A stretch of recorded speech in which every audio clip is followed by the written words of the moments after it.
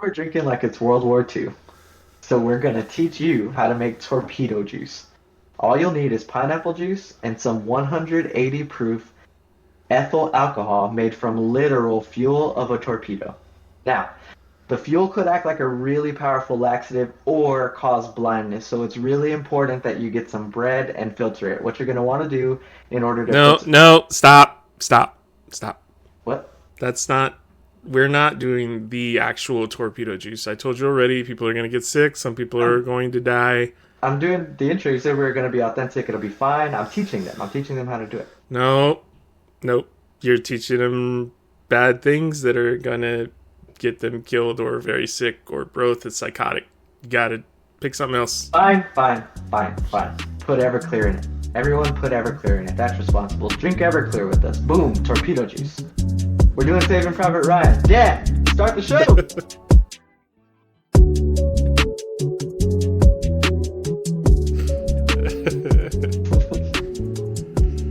All right, everybody, come on in, sit down, and grab a drink while we talk at you about Saving Private Ryan.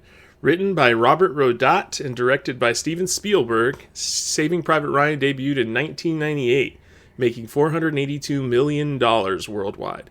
This movie stars Tom Hanks in what Matt calls a top 3 performance of his career, along with Tom Sizemore and a cast of way too many familiar names to list. Captain Miller and his men, off the heels of the most terrifying war scene in history, are given the task of saving Private James Francis Ryan, played by a young Matt Damon.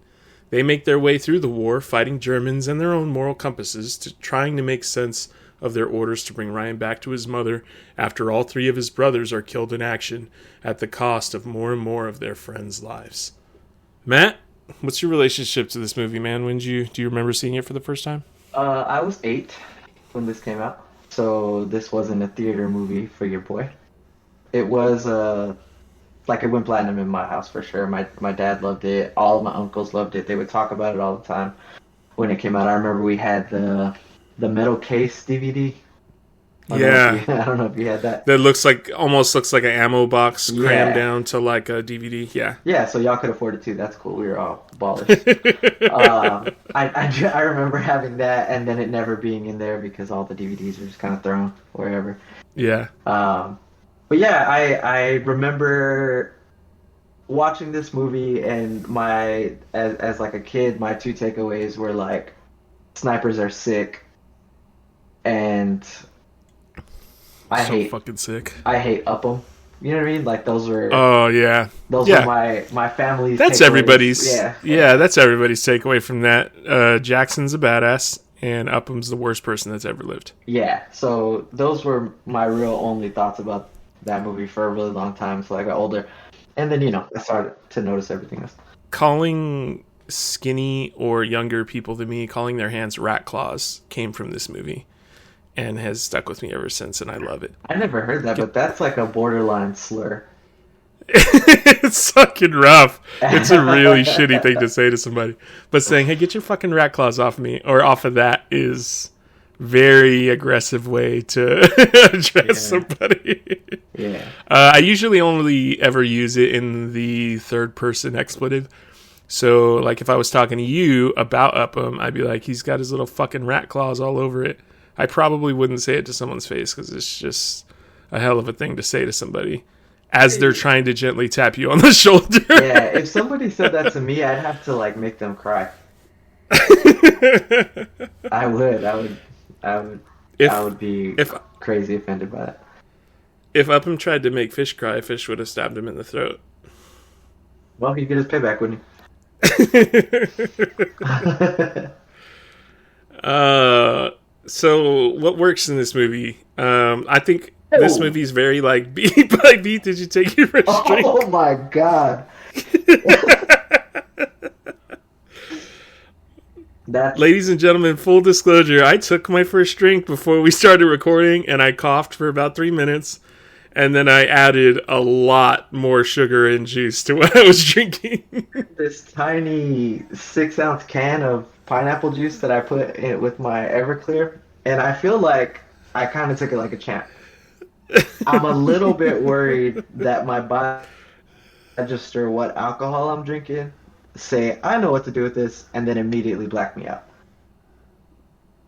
I'm a little worried about that. Yeah, that's the standard reaction, I think, for most people drinking Everclear. Is the last time they drank it is when they were either in or just out of high school, pouring it into a trash can with a bunch of other juices. That kind of fun. Let's do it. You're asking me what works about this movie? Yeah, I think we can pretty much take this movie beat by beat, because honestly, from the opening scene, it works. Yeah. The very first scene you get is them sloshing around in the landing craft, and it's intense as fuck. It's really good. We talked about like the best opening scenes of all time in the Knight's Tale episode, and we just rattled off kind of like lightning round what the best ones were, and we touched on this one for a minute, but now you get to cook, Dan. Now you get to talk about the best opening scene in history. Yeah, the tone it sets with kind of starting with just you seeing a bunch of dudes and they're all just kind of seasick a little bit, sloshing back and forth. Everyone's trying to, the captain and the sergeant are trying to remind people of what's important and what things they need to focus on and keep everybody locked in. Then somebody pukes on someone's foot, and then that starts a chain reaction where other people start puking on people's foot. I don't know if any of you guys have ever been deep sea fishing. I went on one of those big commercial boats where they take like 100 people out deep sea fishing at one time. And of those 180 of them get violently seasick. And I don't really get seasick like that, but I did have a kid throw up on my foot in flip-flops when I was already like 8 beers deep. And it chain reaction my ass too, so I do not begrudge them not being able to keep their shit together once people started puking on their shoes. And it's a hell of a thing to have to deal with that seconds before you're going to land in the most violent scene that history had ever seen up to that point. Yeah, that's why I don't go fishing. Aside from it being like cripplingly boring. It's really fun when you're actually catching fish. I've never been, so I'm good. Do you like to eat fish? Yeah, I do. Well, there you go. You're halfway there. I want to stay on this end. I'm not going fishing. When the door drops and the machine gun rounds and the tracers start flying in and just mowing down the first wave of people. Yeah. And Captain Miller's immediately like, we got to get the fuck out, go over the sides, like get on the fucking beach. It's crazy to me, like the fortitude or like the fearlessness or the courage that you got to have to just be like, hey, fucking let's go, like let's get this shit going. We got a job to do. When like 8 people just died, like 3 feet in front of you, and all the rest are definitely gonna die too. Yeah, that's like fight or flight in the most straightforward way possible. I guess your other option is sit there and get shot. So right, forward. Only way out is through. So I guess. And they do a great job of like showing you what the options are, because they show you the door dropping and people getting clapped immediately. Then they show some people climbing over the sides of the boat and dropping into the ocean, and some of them getting clapped immediately as soon as they hit the water. Some of them getting drowned by their guns and their gear dragging them down because they can't get out from under it. Yeah.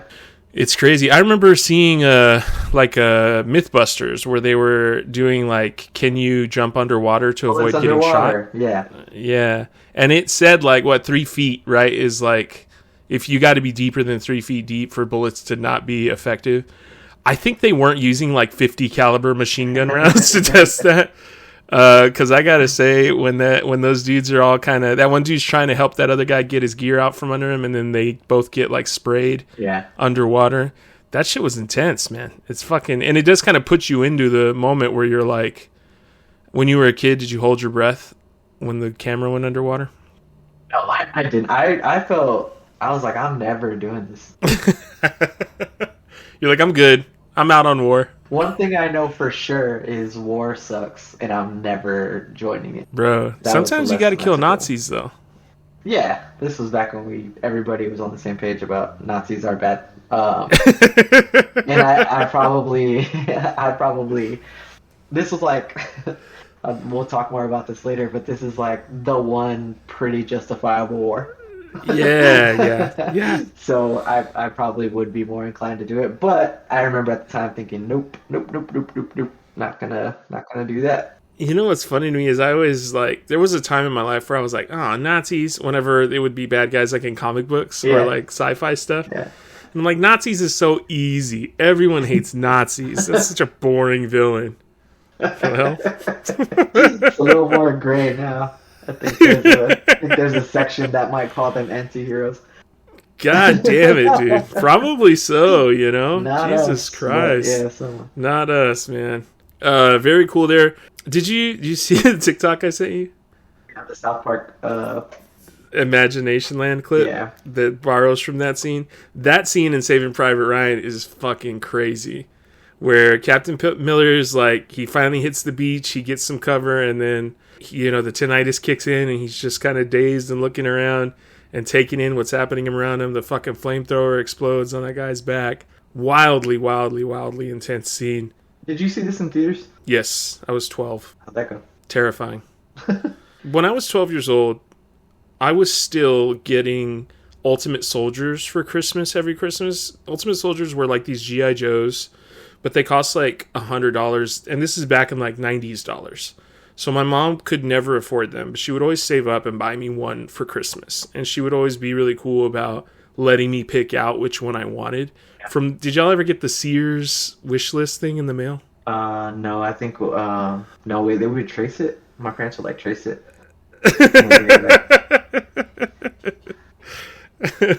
we would get the Sears wish list thing, and it was just toys, like a huge catalog of toys you could order from Sears, and they had a section in there that was just Ultimate Soldiers, which was mostly like highly accurate World War II models of soldiers from World War II. What the hell? And so I would get them all the time. My mom would buy them for me every Christmas from when I was like 9 until I was like 14. And by that point, World War II was kind of just this cool thing that I knew of, but I had never I'd seen like Bridge Over the River Kwai. I'd seen like The Dirty Dozen, The Longest Day. My dad would always loved World War II movies, so I would watch those. Violence is different in movies from like the 60s and 70s. You hear the gunshots and you see someone go, and clutch their chest and fall over. Yeah. Watching someone walk around looking for their arm that just got blown off. And finding it. Yeah. And picking it up and like jogging over to where the medic is to see if they could put it back on. That's a different level of like understanding what war is. Mm-hmm. And at 12, my little brain was not prepared for what I was walking into and seeing. Nobody was. So the Department of Veteran Affairs had to set up a hotline for traumatic experiences from veterans of war during that movie. From like PTSD triggers? Yeah, people would leave screenings like vomiting or crying or both.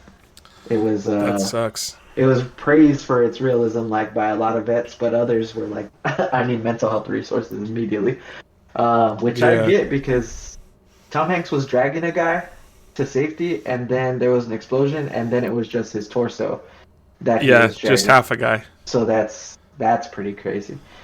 Them working so hard to save that dude, and then he takes a plink in the head. Yeah, fucking crazy. One of the things I was reading, and it was the scene where they're in the ocean and they get sprayed with the bullets and the bullets tears through them. Yeah. I was like, damn, when did body armor become standard for like soldiers? Because now soldiers wear body armor. They wear like flak jackets and they have plates of armor that they can stick in there. But back then, it would have just been huge chunks of steel. And some people pilots wore flak jackets. I think some engineers, some of the like more specialty roles had flak jackets, but they were really heavy and they were really hard to lug around. So the average infantryman did not have any kind of armor on other than his helmet, which meant, and the other thing, the reason was because it was so big and heavy and the rifle bullets would penetrate them anyway. Just like when they would take a straight shot to the helmet and it would just go through it. Yeah. The helmet's only there to protect against like glancing shots because if someone shoots you in the head, you're just gonna die. Yeah. And that's fucking wild, dude. I can't imagine the frustration of spending 20 minutes patching somebody up only to watch them get shot in the head immediately after. As the bullets are whizzing by you, too. Yeah. Ribisi does a good job at showing you exactly how frustrating that is. He gets super pissed off. Give us a fucking chance! You fucking bastards! He does that over and over again through the movie, and it's great every time. I love when he's when they're in Ramel or whatever town that is that they run into first, and Ribisi's like, "What does he look like?" to Captain about Caparzo. Yeah, he's like, "Where's he shot at, Captain?" He's like inching closer and closer until finally Giamatti's like, "Fucking get down!" and like drags him down. Because you think he's I'm like, gonna take care of you? He's like, "You dumb shit! You're the only medic here. Chill out." Yeah. That opening scene reminded me that Spielberg, when initially going to shoot this movie, considered doing it all in black and white, and then decided against it. One, because it was pretty close to Schindler's List. Yeah. And then two, because he said it would be pretentious to do a war movie like that. And I agree. I think if this movie's black and white, I'm less inclined to like it. Yeah. Yeah, it's also, it feels less real, I think, when it's black and white. It kind of takes you out of the immersion of it and kind of throws you into, like, you're watching a documentary or something almost. And one thing he wanted to do is that, like, the handheld camera stuff. Right. There's no music during that scene. It's just the sound of the beach. Yeah. They had amputee actors to do those roles where they're missing an arm or getting dragged or stuff like that. Like they were missing. Yeah. Yeah. So he went out of his way to do hyper realism for those practical effects and stuff like that. Yeah. He also got actual World War II vessels, like the boats that they come in were restored from the actual war. A bunch of that stuff, like a bunch of stuff on set was actual real. Like the tanks and the half tracks and stuff like that. I'm talking about the very opening scene. Oh, okay. What about the rest? Do you know? I don't think as much of that stuff. I think a lot of it was focused on the very opening scene, which is long. Right. Yeah. Long scene of that movie. Don't shoot, let them burn. Works great. Yeah, I mean this is an example of it being much more of a Dan movie than a Matt movie. Letting Nazis burn is probably one of your core beliefs in your heart, fair, isn't it? But just if you took it, just the line itself, I'm not like sick line. I am. Yeah.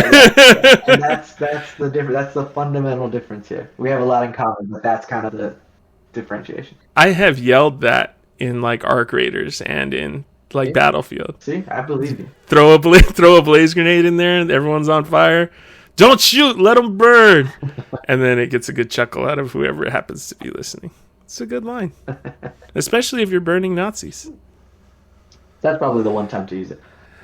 Flamethrowers are also crazy weapons. Like I guess they're specifically for like clearing trenches and bunkers and stuff like that. But the idea that some guy has a giant tank of oxidizing fluid on his back and he sprays it into a room and just burns, literally sets the entire place on fire. That's fucking wild, especially considering how volatile it is when you're in an environment where there's a million bullets flying around you. I wonder how you would get picked to be flamethrower guy. I imagine they just kind of hand you one. I don't know what it is. I don't know. Do you think like it's the dumbest guy or like the smartest guy or the like most expendable guy? I mean, the point of the army is that everybody kind of is, right? I think... But there's degrees of expendable in the army, obviously. Look at Ryan. Yeah, I guess so. We'll talk about that a little later. I can't look at a flamethrower scene without thinking about Once Upon a Time in Hollywood. Because I think it's fucking hot. Then you're trying to heat down on that. Every time I see one, all I think about is if the actor was thinking that during the scene or not. Kills me every time. It's fucking hot, man. It's just, it's real hot. Yeah. I mean, the entire opening scene works. It also works really well. That's the first, from the very beginning, and then throughout, even pacing throughout the movie, you keep seeing Captain Miller get put in these situations where he's sending people to die, and he's deciding who dies and who doesn't. and he knows that like this next thing he's gonna say is gonna kill some people. When they're sitting there and they're in the cover on the beach, they're in the defilade, right? And they're under that pillbox. It's like raining machine gun fire down on them, and so he's just calling names out, and he's like, "All right, you guys, we're gonna lay down some cover fire, and you're gonna go." And immediately the sergeant's like, "It's a fucking firing squad, dude. Like, why didn't we hand out blindfolds?" And he's like, "We're not gonna sit here on the beach, you know, like." We got to get the fuck off the beach, and he just keeps sending them, and you can see him kind of working through like, this isn't working, you know, but we got to do something. So he's like actively choosing who gets to die and who's, you know, who he's going to save. Yeah, but kind of. He's like doing the trolley problem over and over again. Yeah, immediately every time. Yeah. This drink is tough. Mine tastes really good. Yeah, you put like a half gallon of juice in yours. I have 6 ounces of dull, no sugar added pineapple juice, and yours is like from concentrate. Yeah, why don't you should have gone with high fructose corn syrup, bro. You can't go no sugar added for torpedo fuel. It's so bad. You know what? Just drink crazy? Like half of it. What's crazy is that the actual drink is 180 proof alcohol. Yeah. We're doing 190. Even though it's not like torpedo fuel. Yeah, but you have to remember, they also were like, the officers were adding other poisons to it to try and stop their guys from drinking it. They were like poisoning it on purpose because they were like, stop fucking making liquor out of this. This is not for y'all to drink. And then they would put other poisons. Obviously, alcohol is a poison, but they would put other more toxic poisons in there and mix it in. And then they would just filter it out with bread. What? Yeah. I tried to teach the people, man, and you were not having it. But just buy Everclear. Everclear, like you said, it's more alcohol by volume. Yeah, this is tough. I'm having a tough time. Here's what you do. Pour yourself a shot of Everclear. Drink that straight. And then the drink's going to taste so much better after that. I don't think I can do that anymore. You might lose what vision you have left, but that's the slogan for Everclear, right? I think. Did you ever hear that in high school? On the bottle. Drink a little to have a good time. Drink too much and you'll go blind. Yeah, I did hear that. Yeah, so that entire scene works. The scene where they're actually off the beach and they have the beach secured, and they're kind of, now you're seeing like he's trying to police up who he needs to move forward. He gets his mission from the guy from Get Shorty to save Ryan. We also see Ryan's body, the brother's body there on the beach, right? And that kind of starts us on the journey back to the real world, where they're seeing all the letters of the brothers coming through at the same time, and the mom is gonna get all 3 letters of her sons on the same day. How did you feel about that scene? The commanding officer and his monologue about Abraham Lincoln. Well, I'll put it this way: that's in our next section. but you tell me what you liked about it. I didn't love it. So maybe we just kind of skip that scene until we get to the next one.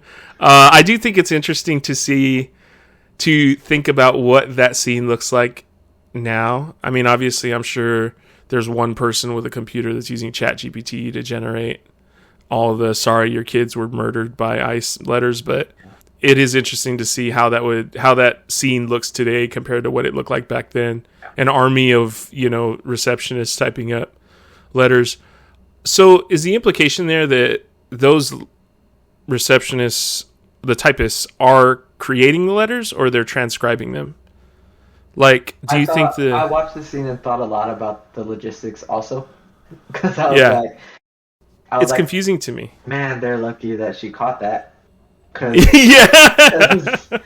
if I were typing up 100 letters, I don't know that I would put that together. But it's probably, they're stacked together alphabetically, and I think they're transcribing the ones that have correspondence. Oh, okay. Right? So like they're, so maybe, so you think like maybe it's like a report, right? Like, this is who we don't have with us anymore, and they type up like a template letter, and I think others come with like notes. Okay. Like maybe the commanding officer wrote a note. Or or them themselves. Something like that. Whatever. I don't know. Okay, because they definitely play it as though it's their like direct commanders or the chief of staff or Yeah. whoever Hmm. is writing the letters, or it's like from their perspective. Because they go through, But like, as they're panning over each one of the people right, typing the letter, they sound different. right. So So it seems like it's their different commanders or whoever yeah, yeah, from their perspective. But obviously, the receptionists are the one writing it. Maybe. yeah. I was like, I would.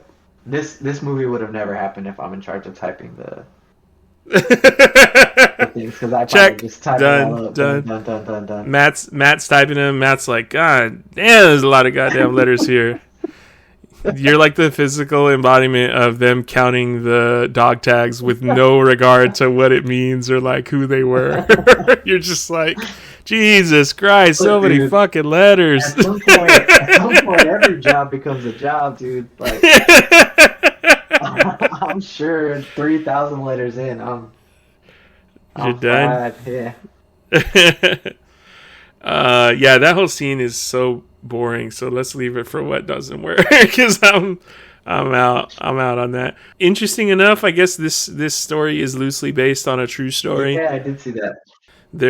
I guess there's the story of the Sullivan brothers, A lot of which interesting, but yeah.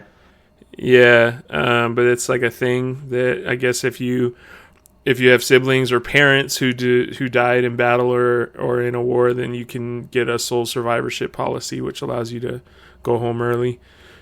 But yeah, this is way more dynamic than that because you're seeing them go get him rather than him just getting a letter. The writer was reading like a bunch of old military books. Came across a story of three brothers, anecdotal story, who were killed in action, and so one brother got pulled out of the military, and that was the end of the story. And then he created this one where they gotta go get him, and it's awesome.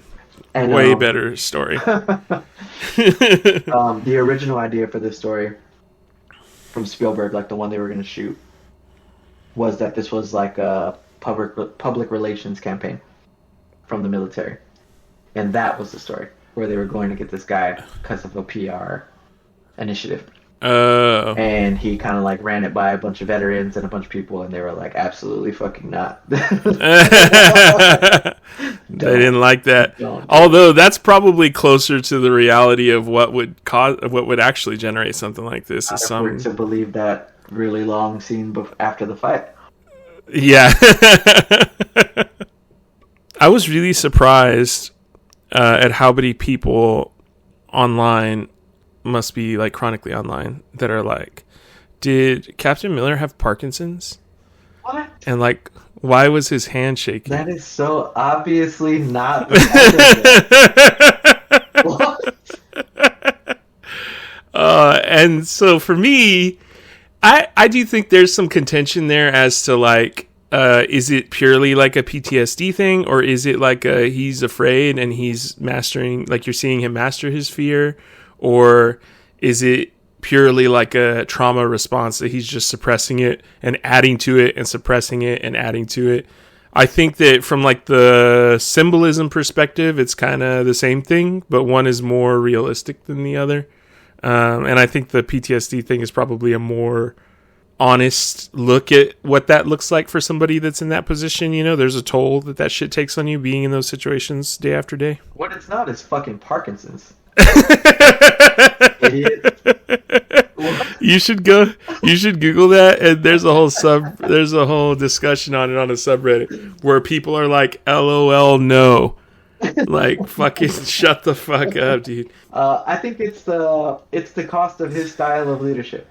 He and this is one of the things, two of the things that work for me are Tom Hanks' performance in general and the leadership scenes in this movie, right? And his style to his people, to his troop, is that he is like, he was assembled from spare parts. He's a machine, yeah. Right? Like, he doesn't have a he's mother. A robot. He, like, well, this is the mission. So, and they love him for it, right? Because they see, obviously they know his person, but they admire his commitment to that style of leading. And I think that's the cost of it, is like, you bury it and you bury it and you bury it, and it's gonna come out somewhere, dude. You know what I mean? And so that's what it is.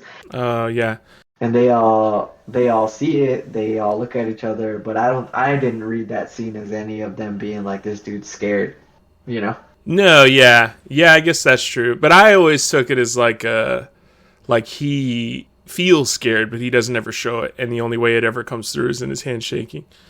But even then, fear, trauma, like it's all tied in together. So the important part is that, yeah, it's taking a toll on him. He's not letting it affect his judgment. He's not letting it affect his action. He's just pushing through. And I think they also love it because he's really, really fucking good at it. The dude's just sharp as fuck. He knows, like, he knows how to cut the emotions out of it and just be like, these are the things we need to do. This is what we need to do to get it done. You do this, you do this, you do this, you do this. And then if it doesn't work, he's good at pivoting and being like, hey, like, this is what we need to try now. That didn't work. Let's try this. Yeah. Which I guess that's what you need out of a leader, right? You need someone decisive. Yeah. With, like, excellent critical thinking skills. Yep. So, yeah, I think Tom Hanks is what works best about this whole fucking movie. I agree. He's so good. He's like, likable. He's, like, believable, you know? Like, and I remember Steven Spielberg, his consultants were like, no, he's too old. You don't want Tom Hanks in that role because it's not going to make sense. And then and Spielberg was like, I don't give a fuck if he's too old. You know what's going to make a good fucking movie? Having Tom Hanks in that role. That doesn't make any sense to me. You know who the other two people considered were? Oh. Mel Gibson and Harrison Ford. So I think they were going for like an older, range, grizzled guy. Yeah. But I was reading through about the casting of Tom Hanks because I was just, I was curious. It's perfect to me. Fuck yeah. And my favorite quote from Spielberg was that he said he cast him because he was the only star who wouldn't want to immediately pull the pin from a grenade with his teeth. Yeah. And I thought that was so, like, that's exactly, if you boil it down to one thing about Tom Hanks in this role, it's exactly that. There's no, even like the wild stuff that not wild, the dangerous stuff that he doesn't come across like cowboy shit. No, yeah. And like there's that one line where Tom Sizemore's character, Horvath, he's like, your mother would be very upset with you if she saw you do that, Captain. He's like, I thought you were my mother. And he's like there's like if Bruce Willis reads that, right, then it comes across like cowboy shit. Because Tom Hanks is reading it, and because he is who he is, and he's acting like he's acting, it's more like, shut up, I'm your captain, than then I'm going to do what I want to do, right? Like, and that, I think, exactly perfectly boils down why Tom Hanks is so perfect in this role, that line from Spielberg, which is, like, my favorite thing I read as I was looking at the movie stuff. That succinctly puts together why Tom Hanks is like the perfect choice, especially over someone like Mel Gibson or maybe to a lesser extent Harrison Ford, but still Harrison Ford. Yeah. Some. He still was Indiana Jones and shit. He would have been like, I feel like Harrison Ford would have been intensely mean. Yeah. Yeah, he's more direct, I think, than Tom Hanks. He's not like a teacher who's getting after you. He is more like a captain who's jumping down your throat. Right. Hey, Tom Sizemore and Tom Hanks have excellent chemistry together too. Yeah, they do. That's another one Spielberg fought for really hard. I don't know if you came across that. I did not come across that. Yeah, the studio said absolutely fucking not. You're not putting Tom Sizemore in this movie. Why? He's notorious for troubled shoots. He's a diva? He's a diva, and he does so much drugs. All the drugs. And so they were like, he's going to ruin the shoot. Like, you can't have him on. We're not going to do it. Like, no. So Spielberg fought for him super hard and talked to Sizemore directly and was very upfront with him and said, like, you're not going to ruin this shit. Like, we're going to get you in here. Yeah. And you're going to take daily drug tests. Oh. And if you fail one, we're going to recast your role and start over. I don't care. I'll start over and I'll cut you loose immediately. And he went through the whole thing clean. Shoot went fun. Fuck yeah. And this is like his best movie, second best movie? Is Heat his better movie than this? I don't know. I like him better in Heat. But I think he's got a better character in Heat, but I don't know which is the better movie. Fair. That's fair. He's got cooler lines in Heat. Yes, he's got fucking hella cooler lines than Heat. But I love Tom Sizemore in this. I love every scene he's in where he's the center of it. I really love him. Where, your mother would be very upset if she saw you do that, Captain. Maybe I should go left. Maybe you should shut up. It's really funny. Also saying not the way you run. Yeah. The way you run? I don't think so. His what did you think about Sizemore's interactions with Ryben? I really liked Sizemore's dynamic with everybody. I thought Ryben is a good, like, smart ass annoying character that is like a little bit right, you know? Yeah. But also not helping shit. No, yeah. Like you're not doing what you think you're doing with this. Like, okay, you're right, now what? You know what I mean? Yeah. Unfortunately, it's who I identified with the most in this movie. Right. I was going to say, bro, every time I saw Robin talking shit, you're exactly the kind of person that would be doing that exact shit in that exact scenario. Shit's real, stakes are high, stakes are real, and Matt's still like, I'm right, though. This sucks. Why are we doing this? This is dumb. And in that case, I'm probably fucking Horvath saying, I'll shoot you because I don't fucking like you. Devastating thing to realize is that I would be riding in that situation. He's like, you wouldn't shoot the fucking crowd, but you'll shoot me? He's better than you. That's a wild thing to say. And smiling while he says it, bro. Yeah. He's fucking wild, bro. He's fucking mad. He's mad. But Ryben was right. Yeah, the whole time. It's very clear. I think the entire cast is perfect in this movie for what they needed them to do. There are moments when it's too much, or not everybody's perfect in the movie.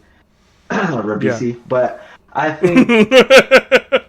think still though, like, their group interaction, their banter are my favorite scenes in the like movie. Overall. Yeah, how they interact with each other. Yeah, because some of the best scenes, Upham's first joining when they're walking through the field together is an excellent scene. That's probably everybody's favorite scene in the movie is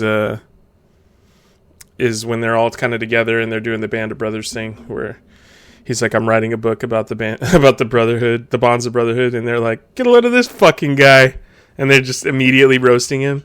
But then immediately also Hanks gets it, like Captain Miller understands and like forces them to think about it for a second before they like laugh it off. Hey, so Tom Hanks, you reminded me of something. Tom Hanks is the best performance in this movie, right? Right. And you mentioned it when you were dance playing the movie. I think this is the top 3 performance of his. Yeah. So of course he is. Who would you say has the second best performance in this movie? Because there's a right answer, and I'll tell you if you get it or not. The second best performance in the movie? The second best performance in this entire movie. You're going to have to quantify, like, do I enjoy the most, or they best embody their character? Christ, dude, answer the question. Who has the best performance in the movie? Oh, man. I don't know. I want to say Barry Pepper as the Sniper Jackson, but maybe it's Upham. Okay, so you're wrong in both cases. Oh, on both counts? The second best performance in this movie is Vin Diesel as Private Caparzo. Well, he's only in the movie for like 20 minutes, though. He's incredible in this movie. He's so good. He perfectly embodies the Brooklyn Italian guy who got drafted into the war and is killing it and is like very well nailing that role. Intense, absolutely, but cool. Yeah. You know, did you come across how he got cast in this? I did not. It's a pretty cool story. So he wrote, directed, and starred in a short film that his agent sent over to Steven Spielberg. Oh. Steven Spielberg then watches it, gets with the agent, and says, I want him in my movie. I'm going to write a new part in this movie so that he can be in the movie. Oh, that's awesome. Has him over while he's on set doing, I forgot which other movie, but Iron Giant. No. He talks to him for like 30 minutes about like Brooklyn and about all this other Life. stuff and Yeah. what his outlook is, and then cast him in Saving Private Ryan, like on the Yeah. spot. And I That's get awesome. it because he's sick in this movie. He's so good. Yeah. This is up there with The Fast and the Furious, the first one, which I think is also an incredible performance from him in a movie that somehow is after Point Break, but is better than Point Break. We're not. Don't stop it. It's true. There's nobody as good as Vin Diesel. Point Break is the definitive It's the into deep first. cop drama. It's the first. It's the first. Of It's the the two, best. Is what you're saying. It's the best one. It's the best one. There's no does it have? It's by far the best one. Yeah, it's got several sick ass fucking rides, and it's even got sick waves. Does it have an orange Supra in it? No, but who fucking cares about an orange Supra? Me. The Challenger is cooler than the Supra. Does anybody say bullshit, asshole? Nobody likes to tune in here. If they don't, I kind of don't want to hear it. Iron Giant is also Vin Diesel's best movie. I've never seen Iron Giant. It's amazing. It's a cartoon. So It's amazing.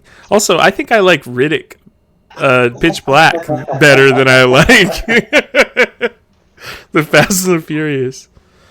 I saw The Fast and the Furious in theaters also with my grandma. Just me and her. yeah. I begged her to take me because my mom wouldn't take me. Awkward. I loved it. My grandma was like, that Challenger just goes to show that no matter how much money you put into these little Japanese cars, they're not going to be as fast as American muscle cars. And I said, we were watching different movies, but also... Misunderstood the point of that. Yeah. I was like, also, Grandma, that Challenger had like so much money under that hood too. It had a fucking supercharger coming out of the hood. Like, that's not a cheap vehicle. Yeah, but my grandma liked it. She really enjoyed it, which is crazy because I thought she would have thought it was too loud. Yeah, that's a common grandma complaint about that movie. But she loved it. That's what's up. And she thought Brian was really cute, and she thought Vin Diesel was really sexy. And I told her, please stop using these adjectives to describe these guys that are. But she didn't say that about Keanu Reeves or Gary Busey. And put that. Oh, she definitely said it about Keanu Reeves and Patrick Swayze. So that argument falls apart immediately. No, but he's super good in this. I do really unironically love Vin Diesel's performance as Caparzo in this movie. It's excellent. When he grabs the little girl off the balcony is fucking wild, though. That is such a fucking crazy... It's such a crazy little ride to go on where you're just like, what the fuck are you doing, dude? Like, you're going to carry this little kid to the next town down the road because she reminds you of your niece. And he's just like, it's okay, don't cry. And he's like, play with my necklace. And then, bam! On the ground before we heard the shot. I wouldn't venture a peek out there, boys. This sniper's got talent. Oh, I think Barry Pepper is the second best performance in this movie. He's really good. I just Because- don't think he's got enough to do. He's wildly believable, though, when he's on screen. And it's, like, very impactful. And, hey, can we talk about how much it would have probably sucked to be a priest that gets deployed to World War II and has to give people last rites as bullets are whizzing over your fucking head? That's crazy. This whole movie is a bunch of people who shouldn't be doing what they're doing. Yeah. And Tom They Hanks. didn't even let them carry guns, bro. A fun subplot is Tom Hanks throwing typewriters. He's kicking typewriters ass this whole movie. Kicking them, throwing. You're not going to need that. That's the good news. Multiple times. He's like, "Get this out of here." He hates them. Fuck this typewriter. Yeah. I like when he's trying to get the espresso out of the espresso machine. He's just like tipping it over and he's like breaking it apart, looking at it, like shaking it. He's like, God damn it. Just wants a good cup of coffee, man. Fucking funny. That song that's playing in that scene is by who did he said it was by Edith Piaf, right? In this one, it's You Are Everywhere by Edith Piaf.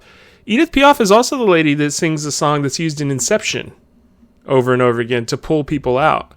So if it sounded kind of reminiscent, that's why. It's like a very similar sounding song. And she, I guess, was a huge deal back in the 40s in the French music scene. I did not know that. But I heard the Inception song in my head as soon as you were talking about her name. in Saving Private Ryan. Yeah. So I guess subconsciously. Yeah. Really interesting. That she shows up in both. Caparzo's letter. How many times does Caparzo's letter change hands after he gets shot? Is it 3? So Wade gets it first. Transcribes it. Then Wade gets shot. Captain Miller takes it, and then after Captain Miller dies, Reiben takes it. Yeah, 3. Which I guess some of the stuff I was reading was like talking about the symbolism and the motifs. Is that motif is meant to symbolize why they're there, the unspoken need for soldiers to carry out the last wishes of their brothers that they see die. It's like really, even though they don't even talk about it. And I guess in lots of media, it's very Pulp Fiction, the watch being delivered. That's a big thing. It's like a common theme is like, this came from someone who died. It was really important to me. And it went through this story to get to me, So it's crazy to think that Caparzo's dad is going to read a letter that, three people died in that process, not for the letter specifically, but as a part of the journey of the letter, changed hand 3 different times, and it still got fucking blood on it in the end. This movie was filmed mostly like in continuity order. Oh, okay. Spielberg had that done, so it was kind of jarring to the cast because as people were dying, they were also leaving set. So they were like actually dying. They were like losing their co-stars or co-workers like as the movie progressed. So probably goes hand in hand with what you're talking about in the performances anyway. Yeah, it probably does inform the performances a bit to have the castmates leave set as they're dying off in the movie. Which so did boot camp. They had to do, I don't know if you saw that, a week-long boot camp. All of Captain Miller's people had to go through a 1-week boot camp. Oh. Where they were doing like real shit the whole time. Yeah. It was apparently like grueling and actual hell when they got there. Crawling through the mud and shit. Everybody wanted to quit. Like half the crew, they were like, fuck this. And Tom Hanks convinces them to stay. Whoa. Like, we're gonna regret it. Like if we leave, like we could leave, but if we leave, we're gonna regret it. We're gonna better understand our characters if we do this. Like we gotta stick it out. We're gonna regret this.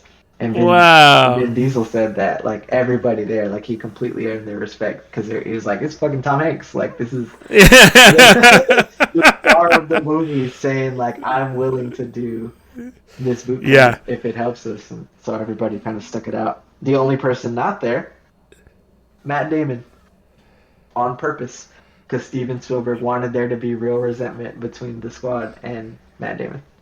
Oh.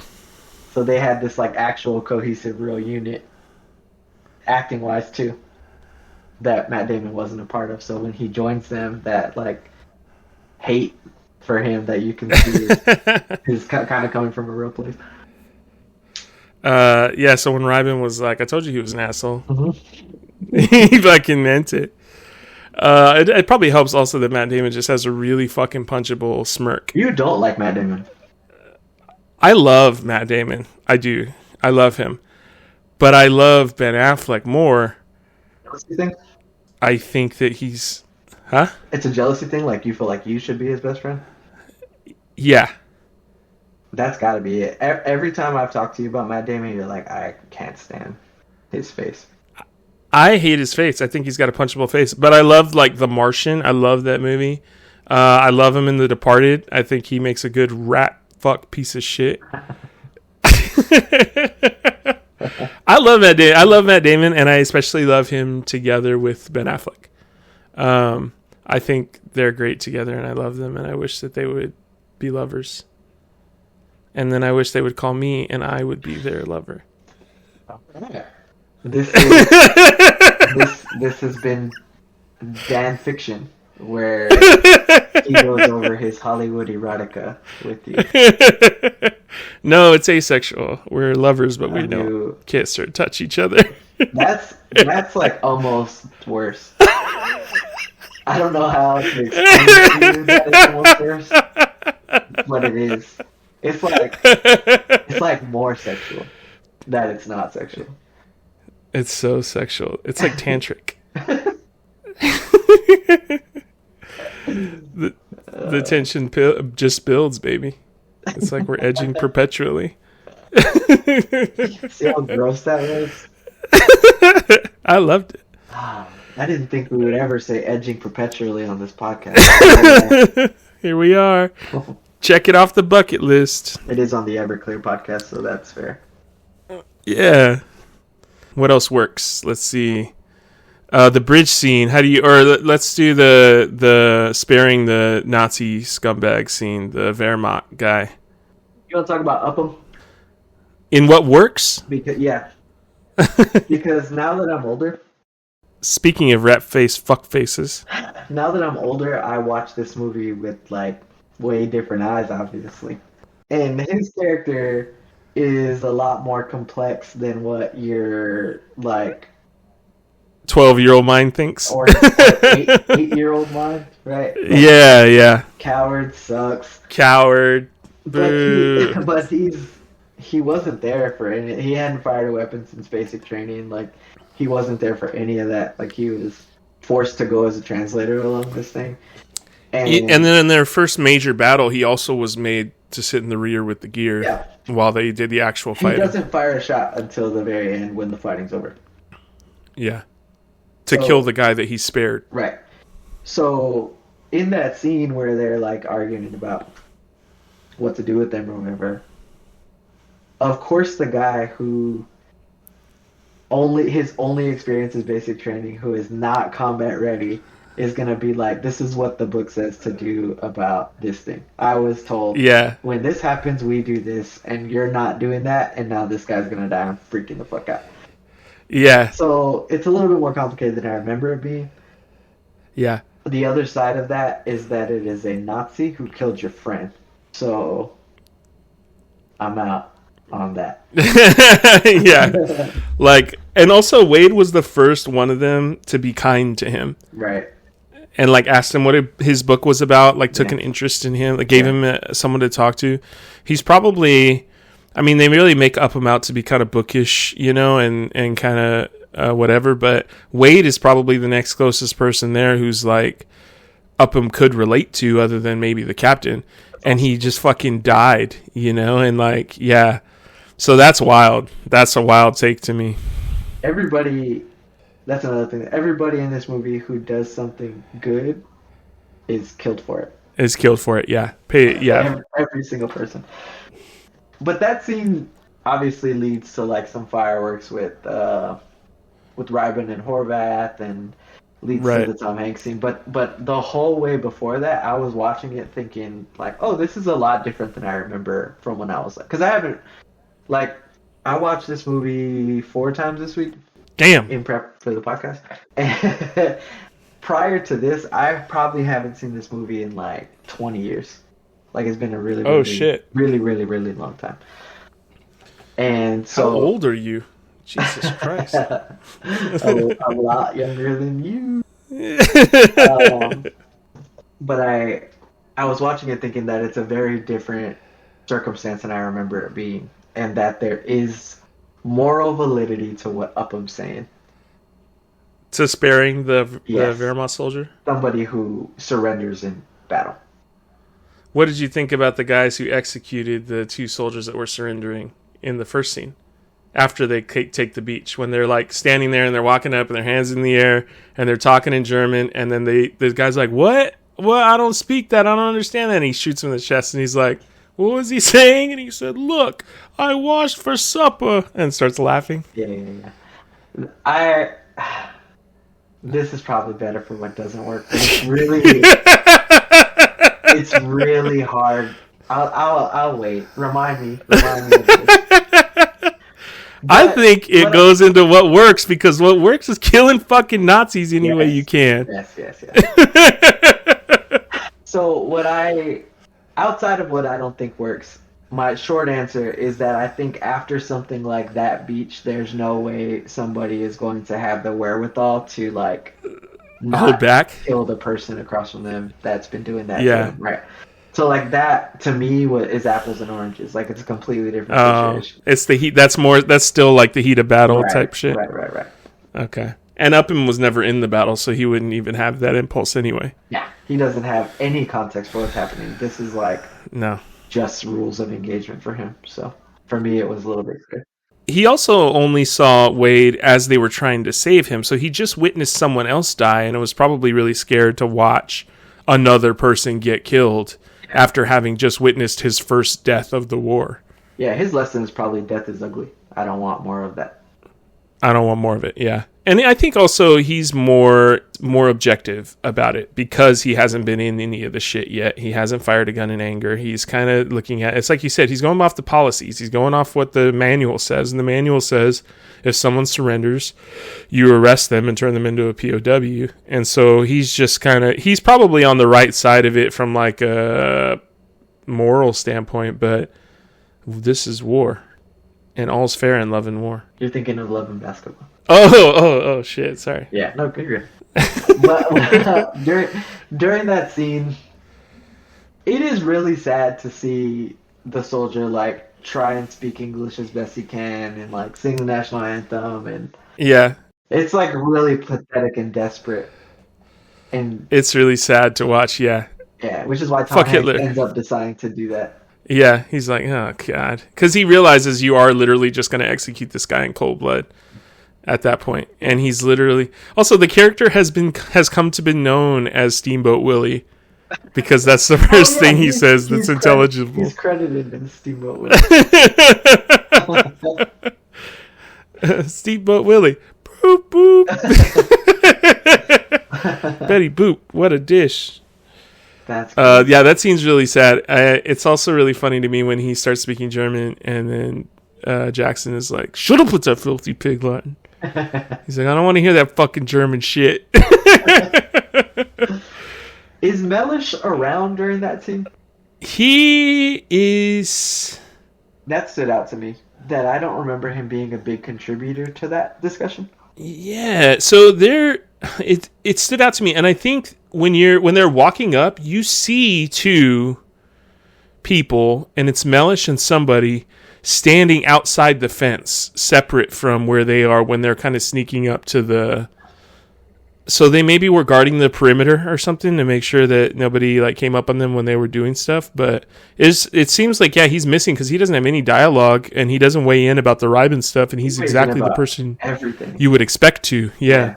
And they go out of their way to make sure that his identity is that he's a Jewish soldier from America who hates the Nazis, obviously, right? So you would think that scene would have him saying like, "The fuck are y'all talking about? We have to kill them." Right.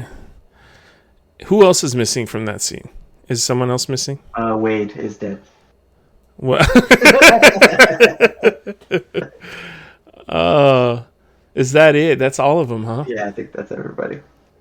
He's the only one that I can think of that's missing from that scene. And that's missing from the conversation. I think if he's there, they just kill him.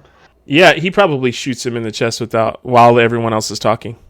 I don't know. I remember distinctly seeing two American soldiers standing outside the fence when they're sneaking up on a machine gun nest. And it didn't occur to me that maybe that's where he was. And that's how Spielberg sidestepped the Jewish American guy's not going to let the German guy live. He's watching the perimeter. He's not here for this conversation. And then that leads right into Riben threatening to leave and Horvath basically like pulling his pistol on him. I'm ready to kill you. Like that whole scene, I just kept thinking like, man, everybody needs a Horvath in their life to fucking force him to do. Yeah. Everybody needs someone who rides for them the way Horvath rides for Captain Miller. Captain Miller? Yeah. Yeah, because Captain Miller can't pull a gun on somebody. Or I guess he could, but he wouldn't. He's not that guy to like... You would lose why they follow you. You can't do that, but somebody's got But it. Horvath can. Yeah. And it's great that Horvath looks at Captain Miller, and Captain Miller just kind of turns his head and looks the other way, and Horvath is like, all right, pulls his fucking pistol out, and he's like, fall the fuck back in line, get your gear. The captain gave you an order. You wouldn't shoot him, but you'll shoot me? He's better than you. Fucking good, man. I'm going to kill you because I don't like you. I'm going to shoot you in your fat fucking mouth. Oh, that whole scene is crazy. It's so good. It's so fucking intense. Yeah. And Upham, did you see that Jackson pulls his pistol out at one point? I did. What was he? Who was I think he's going to shoot Horvath. No. If Horvath shoots Ryman. You think? He's like, I think so. I think he's just like, hey, if shit's going to pop off, you die next. Like, you know? He pulls his gun out. He doesn't point. He starts to point it at Horvath, and then he just points it at the ground. And then he's just yelling, like asking the captain to intervene, I think. Mm-hmm. And he's trying to tell them both to chill the fuck out. And Upham is pleading with the captain. I was very ready to have a whole speech about why the fuck it makes sense to make a speech about you being a school teacher during this moment. And, like, it's hokey and blah, blah, blah. And then I thought about how I would actually break up that fight where some guy's already decided he's ready to kill this other guy. He's gonna leave, and I don't think there's an answer to that. Like, I don't think there's like a realistic path to peace answer to how you stop that from happening at that point. Yeah. Because you've already given the order, and they've decided they're not going to follow it, right? So the guy with the gun, granted, is probably going to listen to you if you're like, put your fucking pistol away. But you've undercut him. Yeah. You know what I mean? And he's the only And you've given them permission not to follow your orders. Right. So there is no actual answer there. Right? No. So I can't be like, that's dumb, because there's not an answer. Yeah. So I can't. I tried. I can't. It was the perfect thing to do, to like distract everyone. Yes, yeah. And just like take the teeth out of the situation is what it did. He pulled the violence out of the situation and pulled them back to reality of what's going on. Like, we're all just Americans who are here that don't want to be here. And this is the life I had before, you know? And I will say, like, and we'll talk about it a little bit later about my relationship to like war movies in general and what appeals to me and what doesn't. Like, it's not my favorite thing in the world, right? But I do think what this movie does a good job of, and this scene is like the best example, is that it doesn't make the soldiers infallible. Yeah. And it doesn't give them an ultra patriotic cause, and it doesn't propagandize what they're doing. At no point do they ever mention like liberty and freedom or any of that. Right. When they talk about their mission, it's almost always, why the fuck does that make sense? I have a mom too. Like, what are you talking about? Why are we all doing this? Or it's Tom Hanks saying, like, the reason I am so dedicated to carrying out my mission, whatever it may be, is because maybe the thing that I do is going to get me closer to getting home to my wife, to getting home to my family. And every soldier, to the person that they have talk about their motivation, is personal in some way. Right. And so I do want to give it credit, because it's easy to not do that in a movie about the military. Right? Maybe less so in a movie about World War II, right? But you know, you would think that it would be like, nobody would check Spielberg for acting like it was extremely heroic, because about national pride. I mean, it's again the one time where intervening made all the sense in the world, right? Right. But he doesn't make it about that. He very, very clearly expresses that these are people who, all individual people pulling for like their own causes, not understanding the rest of it, right? So this scene, I think, did a lot for me in being able to make it more palatable and enjoyable when he ends his speech talking about that. Now, if I were Ryben, would that have worked? No, absolutely not.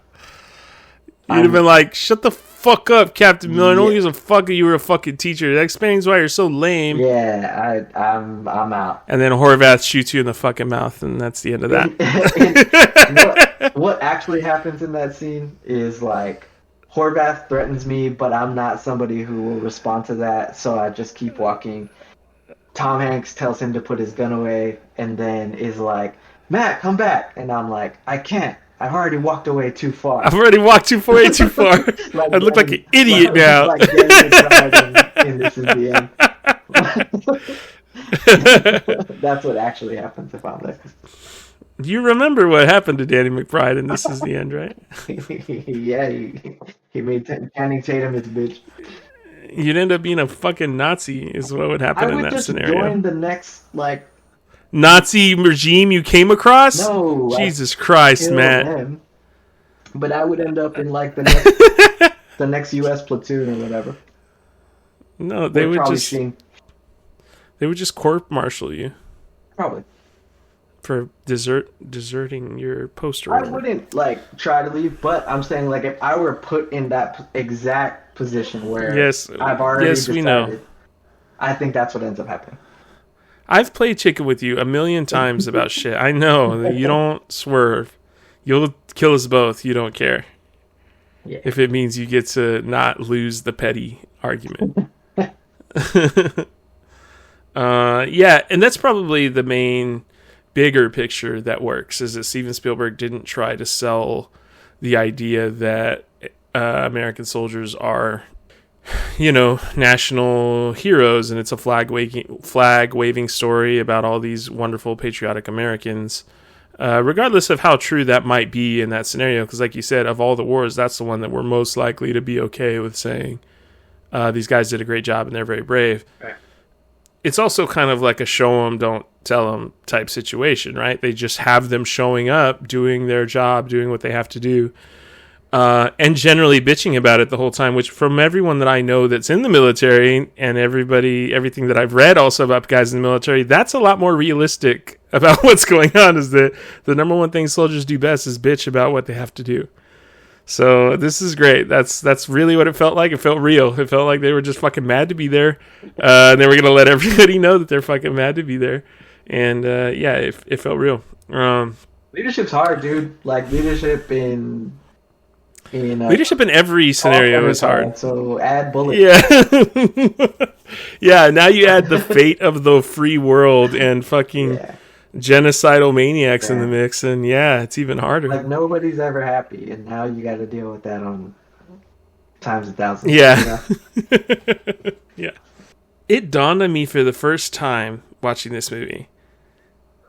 Captain Miller telling Matt Damon about a memory, how he remembers home, like the tactics. You got to remember something specific. You got to remember a context if you want to remember home, right? And he's telling him, and then Matt Damon tells a story about his brothers and then Matt Damon's like, "Do you want to tell me about your wife and those rose bushes?" And Captain Miller's like, "No, that one I saved for me." Yeah. Captain America stole that shit. Steve Rogers fucking stole that bit, dude. When the Falcon's like, "You want to tell me about her?" Points his ring, and he's like, "Nah, I don't think I will." They stole that shit. Can I give you... I've never thought about this before, but can I just give you a quick theory? Hit me. He put Saving Private Ryan on his list. So he saw it. Related to it, and then gave the line to Sam. He probably was quoting Saving Private Ryan, bro. Movie. He probably loves that fucking movie. He probably knew Captain Miller. Yeah. Yeah, fucking. He probably loves that shit. He probably thinks like, what would Tom Hanks do every time he stoically stands there? That's my theory. He jocked his style, dude. Snipers are awesome. Snipers who pray while they're sniping are more awesome. Which you're taking the two things that I really hate, and you're combining them into something that I unironically love. I shouldn't love that scene. I'm not a religious person. I also think religion is generally very foolish and silly. But I don't know, something about Barry Pepper quietly praying to himself while he snipes the fuck out of people hits hard. Sniping's cool. It's just cool. There's no way around this. I don't. And I dare you to find me somebody who's like, no, it's not. It sucks. Like, nobody hates snipers. Sniping's cool. It's really fucking cool. They're always the coolest character in the movie too. Yeah, it's like, what if archery put like a golf ball size hole in someone? Like, that's cool. That scene where they're in that French town and Caparzo's laying there bleeding, and he's kind of like creeping his way over to get an angle on the clock tower, and then the sniper, it shows you the German sniper's perspective, and he's like looking around, he's looking at who they're talking to, he's trying to get a sight on somebody. It's real slow. All you hear is the rain pitter-pattering. It's real quiet, and then all of a sudden you just see the little helmet and the little scope and the little gun there. And then you hear the whoop, bam, and his fucking eye explodes. I was like, whoa. You know what's even cooler than snipers? Snipers fighting each other. Yeah, sniper battles. Enemy at the gates? You know what's even cooler than that is when the shot goes directly through the scope of the It's just cool, and I wish I had some deeper, more funny analysis. But I don't, because you know what? It's just rad. I don't know how. It's just fucking rad, dude. Some stuff just is, you know? That scene fucks so hard, dude. It's so fucking cool. Also, it's really crazy to me that Captain Miller, like, defers to his judgment, like, in that scene. And he's just like, he was down before we heard the shot. I wouldn't venture out there, boys. The sniper's got talent, right? And then he tells Captain Miller, that clock tower over there, that's where I'd be. And Captain Miller, like, almost apologizes to him. I didn't see it. You know, like, he's probably more saying it to himself, but it's crazy to me that Captain Miller was like, fuck, I should have noticed that was there. I should have had us protected from that. It also kind of, that's the first time that we see him kind of, the weight of what's happening kind of lands on him a little bit, and he realizes that if he had been paying attention, or he would have noticed that Caparzo would still be alive, maybe, or he would have at least been more aware to keep him, keep his guys out of harm's way. That being said, he was fully telling Caparzo to sit the fuck down and get away from there the whole time. Yeah, but leadership's accountability. Yeah, that's true. Is a leader through and through. So I like it. It fits. Yeah, it does fit. That part's cool. When they're in the final scene where they're guarding the bridge and he's fucking taking them down one at a time, hitting them. I like they show him miss sometimes because it does kind of add stakes to the situation. It's also cool every time they cut to them and he's just giving hand signals, telling everyone what's happening. Yeah. That shit's awesome. No, yeah, it looks like me approaching my lunch table, just doing everything. Everything I can with my hands to let them know I'm here. I'm in the building. I'm in the building. Also, there's 80 or 90 troops heading in from the east. Yeah. So, yeah, the whole movie works. The sniper shots are also cool. The crosshairs, like, it's a little behind whatever you're looking at. Yeah. I like the delay in the camera work. Yeah, and it does kind of accurately show that he's like sniper like the scopes on a rifle are not zeroed perfectly for every. They're zeroed at a certain distance. Yeah, they're zeroed for 100 meters away or 200 meters away, but you got to do the math in your head on the fly.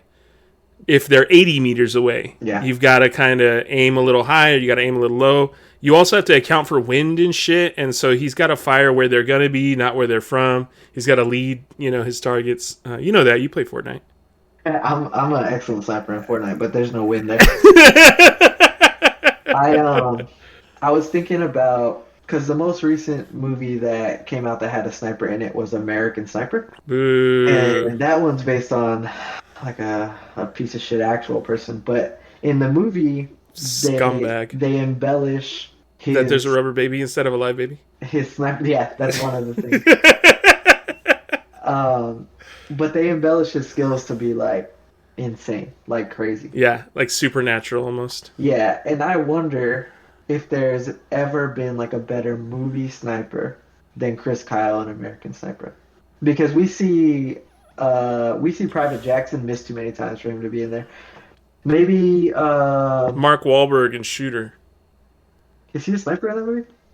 Yeah, he never misses either. What about what's his name from Inglourious Bastards? Oh, He's putting him down in that movie. yeah. Like straight kill count, I think he might. Frederick Zoller. Zoller, yeah. I always assumed that he was exaggerating because he's a Nazi piece of shit. Well, that's the same thing, but American for Chris. So I think that's the best comp.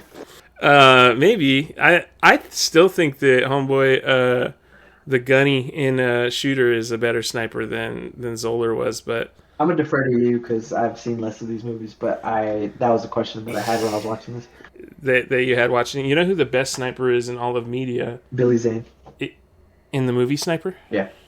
I was gonna say the guy from Triple X that likes smoke better than air. What a stupid movie. So dumb. Hey, my dad loved that movie, and I couldn't wrap my head around it because my dad was very harsh about like what movies he liked. Sure. And I think I've told you, right, that there was one summer that was the best summer of my life, and it was the summer that they had got his meds right for once, so he was like a normal human being. That's when we saw that movie. Yeah. Was during that summer. I did the math one time, and I was like, oh, that would have been like, that's the movie we saw. That's why he fucking loved it so much, because he was just flying high on his fucking meds, dude. Also, though, dads have the weirdest movie scale Tastes, yeah. you can ever imagine. Like, all dads love Pitch Perfect, but they hate, like, Oscar films. And whatever 90-minute movie on Netflix is, like, their favorite action movie, but they, like, it's weird. It's weird. Dad movies are weird. My dad's favorite part of Triple X is when he's meeting the tech guy, the young guy, and Vin Diesel picks up the gun, and he, like, the revolver, and he like clicks the chamber over, and he's like, "Oh, knocked over a few 7-Elevens, have we?" My dad laughed for 4 full minutes from Jesus that. Christ. So, I don't think I laughed that hard at like Anchorman. Yeah, it was too hard. Laughed that hard at though, like in the movie theater, was Anchorman 2. Cook these fools? No, Ron Burgundy gets startled, and he's like, "By the hymen of Olivia Newton-John." Yeah. And I could not stop laughing for it. Like, I didn't even hear the whole next scene because I couldn't stop laughing. The funniest shit I ever heard. But anyway. I saw Anchorman 2 in the dollar theaters. Nice. That's a good dollar theater movie. It's a good pull, right? Yeah. How's your drink treating you? Oh. Drink number 2? Oh, shit. I'll pour another one here. Little splashy splash. But it's Drink it straight. Drink it straight. No. I'm not gonna drink it straight. It's Everclear. I'm not Hell doing yeah. it. I'm not doing it. 15 years ago? I'm feeling sleepy. 15 years ago? Not today. I think I put too much Everclear in my first drink. You put too much juice in your first drink. I got a mortgage now, so I can't be drinking Everclear straight. I think that's can't be partying like that. That's one of the rules of my like contract of the house. Oh, I got an HOA that has that rule. Our HOA tried to tell us we couldn't have fire pits. My neighbor has a fire pit in their front yard as a fuck you to them. I like it. I like your neighbor. Seems like we're similar in spirit. They're both in the military, so you probably wouldn't like them. I like people. White, blonde people. I like some people in the military. My neighbors are great, and I love them. Mm-hmm. And also, they have a kid that's the same age as Elia, and they love each other. They're very good friends, so it all works out great. And also, they hate the HOA, so I love everything about them. So I also hate my HOA. They won't let me use my in-ground pool. I looked for a house with no HOA, and I found it. Above ground pool. That's awesome. My old house didn't have an HOA. This drink is... Hang on, let me go in front of it. I guess the best way to describe it is warm. The drink? My pineapple juice is not cold. And Neither is my Everclear, so this is See, my office has a mini This fridge is in it, gross. so well. we're I put firing on 'em- all cylinders here, baby. The thing about my prep for this podcast is it's all movie based, and I do very little alcohol prep. So usually, day of, I'll go and I'll buy the stuff, and then I'll come back and I'll pour it. Right.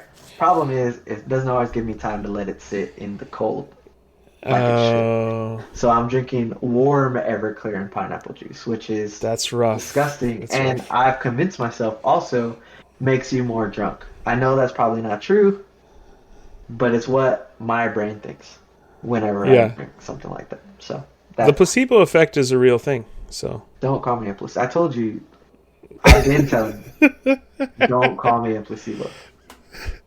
No, a placebo. I always tell you, like, don't disrespect me.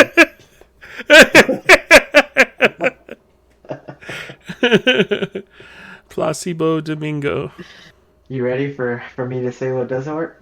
No, let's just end the pod. Let's end the cast right here. Episode done. All sleepy. All right, let me say what I think doesn't work most about this movie. Let's hear it. I don't like the military-industrial complex. Yeah. So I don't like 3/4 of this movie because of that. What are you talking about? This movie, even though it's rad in a lot of ways, it is still all a big commercial for joining the military. Yeah. So I was talking to Vanessa about this yesterday, and I was like, what you have in Saving Private Ryan is which one wins? How much you hate Nazis, or how much you hate like the military and like the idea of all that shit. But you're in the minority Why? because I don't think like most people think that way. You don't think most people hate Nazis? Other one. Oh. Now I also that one, but Yeah. but until 2017. Well, yeah, ever since 9/11, everyone's like, thank you for your service all the time. right.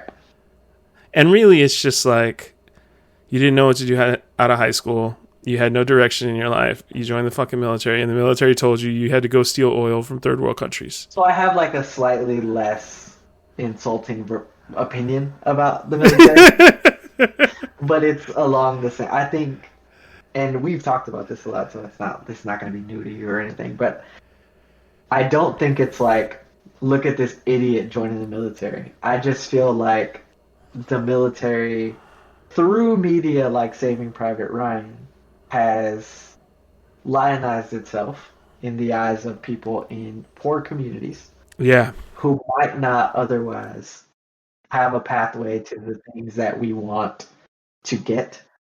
So it becomes a vehicle for that, right? Right.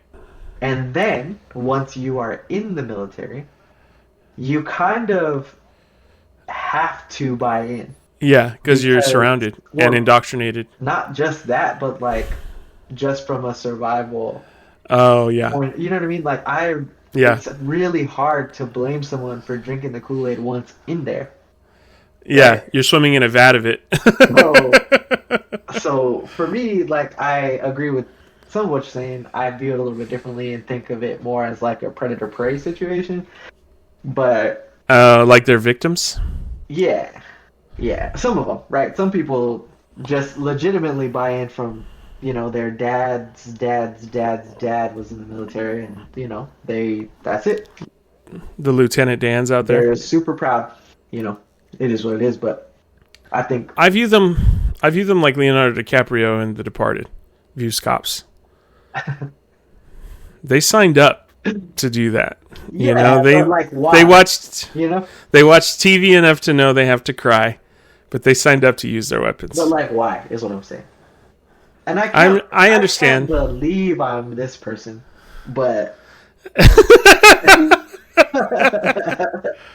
but I do. My perspective, growing up where I grew up, right? These are just regular dudes who needed a path to get out. That's what I said.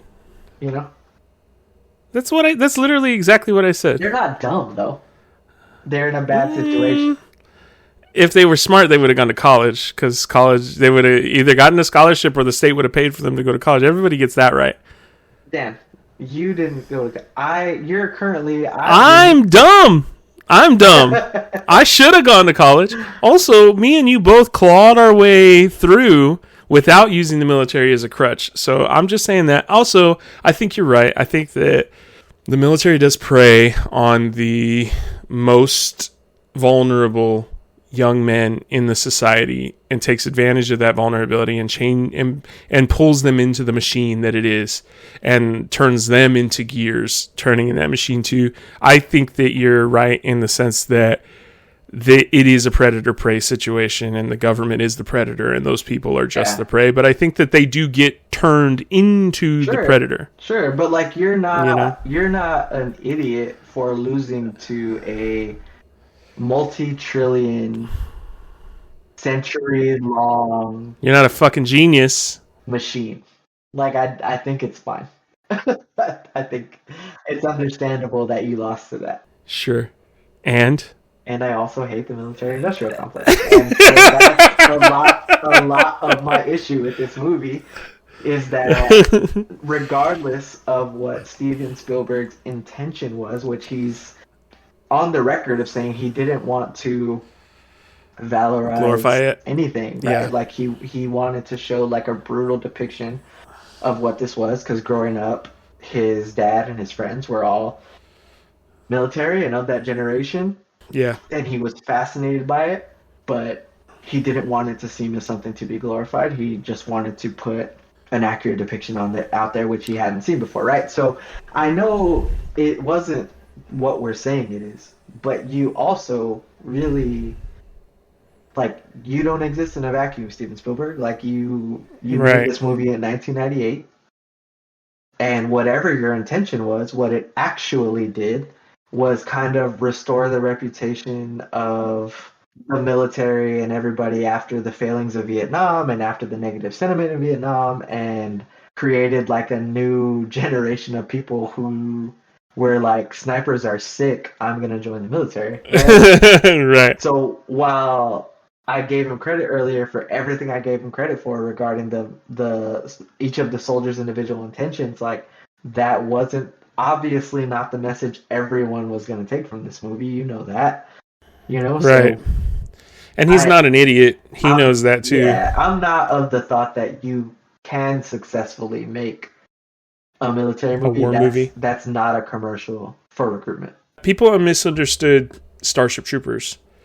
And Starship Troopers is literally the guy who hates the military the most, trying his damnedest to make sure everyone's laughing at it and thinking it's ridiculous. And some people made them want to join the fucking military. So, like, there is always some degree of, it's going to go over some people's heads, even if you're actively trying. He wasn't actively trying.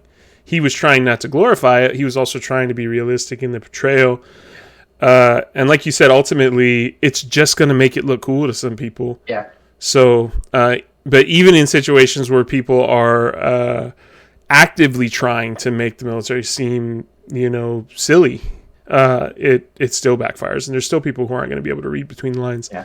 One of the other things that I wanted to talk about, the barrage balloons. Did you come across that when you were...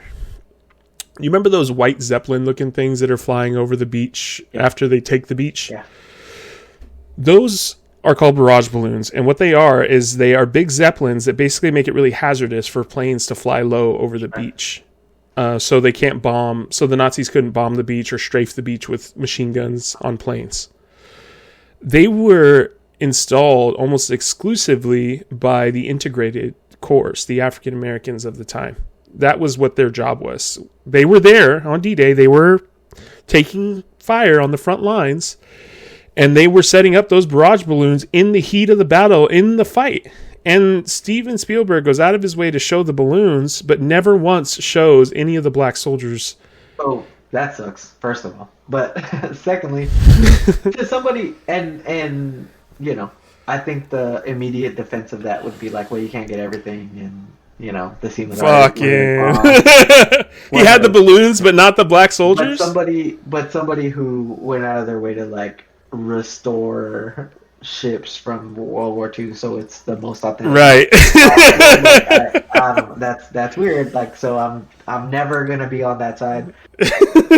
When this was like a pretty common critique at the time, though, is what Yeah, that's is true. that there were Late people, 90s. There were people at the time saying like he was getting over credited for accuracy, is basically the sentiment. Yeah. And he didn't serve. So there were directors who outright were saying that Steven Spielberg was not the correct person to make this movie. Yeah. Which we can't be on that side because we're doing this pod. So right, yeah. And it's probably a less good movie if you put anybody else in the director's seat. Correct. But yeah, that's one of the things that stood out to me, that I was just like, what the fuck, man? Like, you couldn't have like just in the background one small group of Black Americans, because that was a huge contribution that they made to the war effort. It's, if you go to a lot of the war museums and stuff, they always have a dedicated section specifically to those men in that process. So it just seems like a really missed opportunity, especially if you're gonna include the balloons. It's also the 90s, so there's not like there's probably. Oh, you're using that it was a different time. There's probably excuse? What I'm saying is there's probably a Hall of Fame of movies from the 90s who just straight up did not have a black cast member. Like, yeah, that's true. In any show. So par for the course is what I'm saying. I remember also reading a thing that people were mad that he threw that line in there about them not understanding Monty's tactics, which is referring to the British Field Marshal Bernard Law Montgomery, who was in charge of all the ground forces. Was overrated? Yeah, they think he's vastly overrated. Yeah. And apparently Spielberg directly addressed that too, and said that he felt like the accurate way to portray it is that American officers at the time bitched about everything, and they would have bitched about him too. No, I've never been in a job where the people below the person wasn't like, that guy's not as good as they say. Like, I don't know. That, to me, it's very clear what the message was there. History is very much on that guy Monty's side, though. They said that he fucking killed it. Yeah.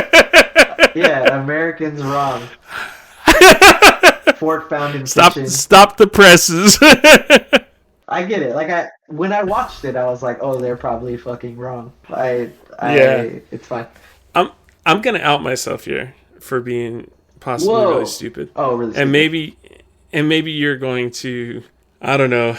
I was hoping a moment would come up where you would say something that I knew was wrong that I discovered through my studies, and I could rub your nose in it, but you didn't. So now I have to bring it up myself. Go for it. I literally, up until last night, thought that the guy that Upham let go, Steamboat Willie, was the guy that killed Fish with the knife. I thought they were the same fucking guy. No. My whole life. And it never once occurred to me. They don't even a little bit look alike. They don't even look alike. And once I knew that, I saw them and I was like, oh, fuck, that guy's huge. For one thing, very big, muscly. Yeah, you know what your mix-up was? Is that he kills Captain Miller. Yeah, he does. So he does do an important killing later. Maybe you just got the killings mixed up. Maybe, man, but I 100% thought that it was him stabbing Fish in the chest. I also read the translation of what he's saying to Fish as he's killing him. I was wondering that as I was watching it, and I figured you'd have it, so I didn't look at it. Go for it. Hit me. Give up. You don't stand a chance. Let's just end this here. It'll be easier for you. So much easier. You see? It's over. It's over quickly. As he's stabbing him in the fucking chest, dude. Tough. He's also Waffen SS, so he's part of Hitler's, the Wehrmacht was the regular army, German army that got turned into Nazis. By Hitler was like, hey, you all work for me now, right?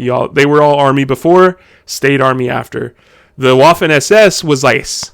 They were the group that Hitler created them from people that loved him. They were they weren't his personal guard, but they started as his personal guard of 100 men and then blew up to millions over the course of the war. But they were all bad, but they were also worse. They were the worst. Yeah. But yeah, I don't know why. I always thought they were the same fucking guy. And that makes him, if it is the same guy, that's way worse. But also, Steamboat Willie could not have taken Fish like that. No. Now, in retrospect, that dude is big and pretty fucking, he's built like a fucking brick house. And Fish was no slouch, you know, like he was a good fighter. So it is funny. I'm embarrassed to have to admit it now. That's funny. You didn't have to. Like, nobody made you get on a microphone and do that, but I appreciate your integrity. I need to. I got to do it. One of the things that doesn't work for me is Adam Goldberg as Mellish, not because he's doing a bad job, but because I can't unsee him from Dazed and Confused. As a fucking nerd? Yeah. That's hard for me, and that's not his fault in any way. I can't. He does a good job. Yeah, he does. It doesn't matter, but he does do it. He's got good chemistry with Caparzo. Yeah, and Wade, I think. Yeah. Get a load of this guy, Fish. He's also always blowing kisses at everyone. Yeah, that's funny. It's a good bit. What else doesn't work? Are you done with what you think doesn't work? Uh-huh. No, you're not. No, you're not. Because you mentioned earlier, Jesus Christ, dude, this Everclear is... I'm telling you, bro, I'm sleepy. I'm like a second and a half late to everything I want to say or do. I can feel my little gears in my head squeaking along, getting locked up in there, bro. It sucks.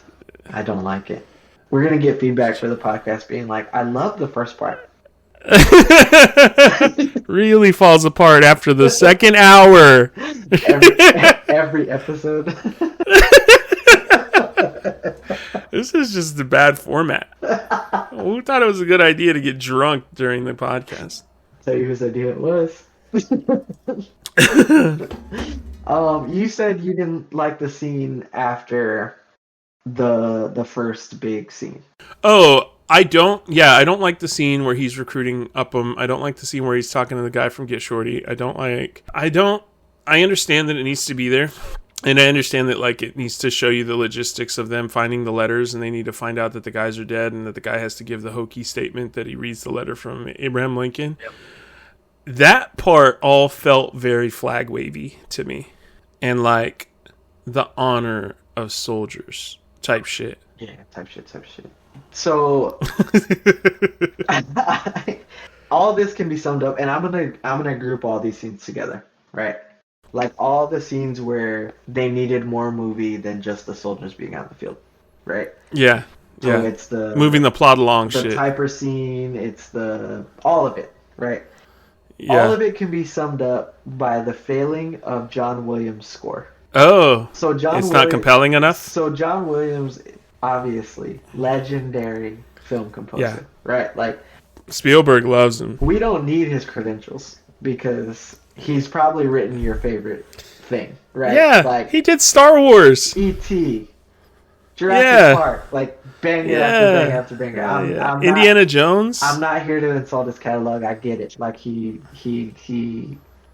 is as well accomplished as anybody out there. Not his best work in Saving Private Ryan. I mean, nobody's pointing at the score and saying how fucking great it is, obviously. Right. So right. You could swap it with Remember the Titans, and I don't know how many people would be able to point it out. The differences. And I think those scenes feel like that score, which is like syrupy sweet and and just lacking any sort of, I don't know, there's no depth to these. And won an Academy for Best Original Score. Like, I believe that, right? And we'll talk about the Oscars for this movie or whatever. But I just, at some point, I'll put it this way: at some point, Kobe was put on the all-defensive team way past when he was defending people. You get put on these lists because of your past accomplishments at some point. So we respect John Williams on this podcast enough to tell him that you weren't cooking during this score. It wasn't your best work, and I think the movie paid for it, especially in the scenes where, in what, in my opinion, is an overcorrection to the action scenes in this movie, where where people are talking in rooms, or wherever, right? Because I think even the scenes with soldiers and like right before they get into the big fight at the end, Uh-huh. I think that suffers from the same thing that that first scene suffers from. Is What that about it's when they're in the church? same. Oh, okay. This movie is oddly paced. Yeah. It overcorrects Yeah, for the yeah. action scene. Very slow for It's very intense action. crazy lulls, like crazy bad lulls, and some of it is carried through by performances. So, like in the church, I think Giovanni Ribisi as Wade does actually like I know I've made fun of him a couple times.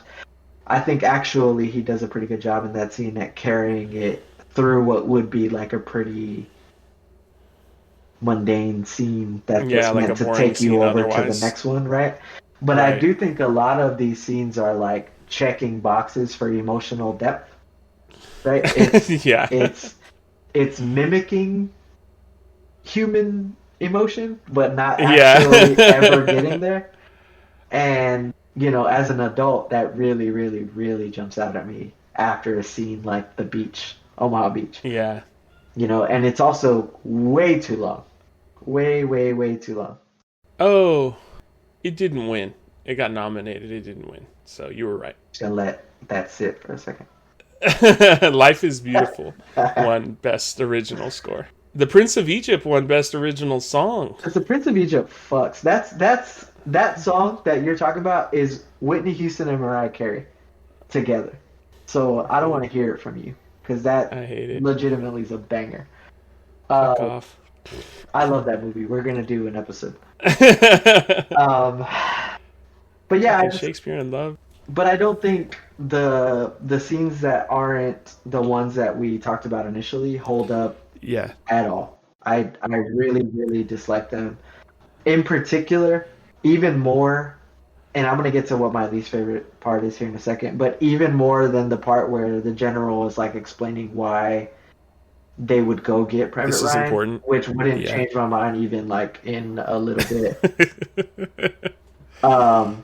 The scene where Matt Damon as Private Ryan is going over like seeing his brothers for the last time Right. is legitimately unlikable. I can't fucking stand him in that scene. I think like this guy seems like the worst. Like I don't want to hear him talk anymore. Him and all his brothers probably suck too. Like R.I.P. But I would never hang with you. You know what I mean? And Yeah. And I just that scene really really bothers me. And I know what it's supposed to be. It was I read it was improvised by Matt Damon. The story? Yeah, but it's just it really grinds my gears that whole scene. I couldn't after the first time and like halfway through the second time I couldn't watch that scene anymore. You know who told you that? Me. I told you, dude. Fucking Matt Damon, man. It's fucking something about his fucking face. I like Especially him, when his just mouth is moving. not in this movie. Do you Not like in Goodwill? Do you like Goodwill Hunting? It's fine. Yeah, I like it. I like it. Okay. He was doing Goodwill Hunting with No. a more toned down Boston accent. No, he's too. He laughs too much in the scene, and like. Oh, his laughing is really fucking obnoxious in the scene. And he just seems like a shithead. And Yeah. and maybe that's Spielberg in his bag, right? Because maybe you're supposed to think that and say, why are they doing that for this guy? Like maybe that's part of it, Is that you get there and Private Ryan's So you're Ryben. a brat. Like he's not leaving Right. his post. He just totally doesn't fucking get it. Like he doesn't get people died. He doesn't get that they